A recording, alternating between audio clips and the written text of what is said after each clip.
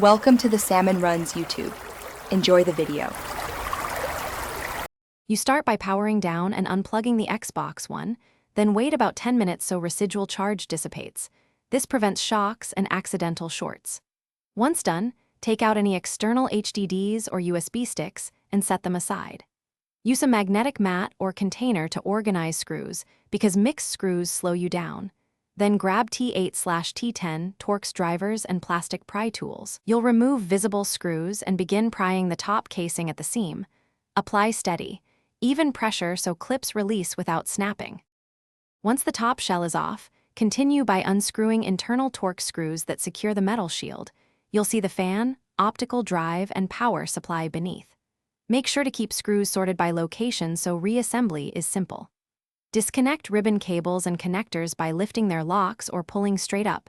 Don't tug sideways. If a connector resists, double-check for hidden screws or clips, because forcing it can break delicate plastic tabs. Take photos as you go to record cable routing for later. Finish by removing the specific module you need, power supply, fan, or optical drive, after unscrewing its bracket and disconnecting remaining cables. Once the part is out or replaced, reassemble in reverse, but leave the top shell slightly open to power on and test. This saves time if a cable is misshated. If the console does not power or shows errors, make sure ribbon cables are fully seated, screws are in correct holes, and inspect for torn traces. Often receding connectors fixes the issue quickly. Thanks for watching.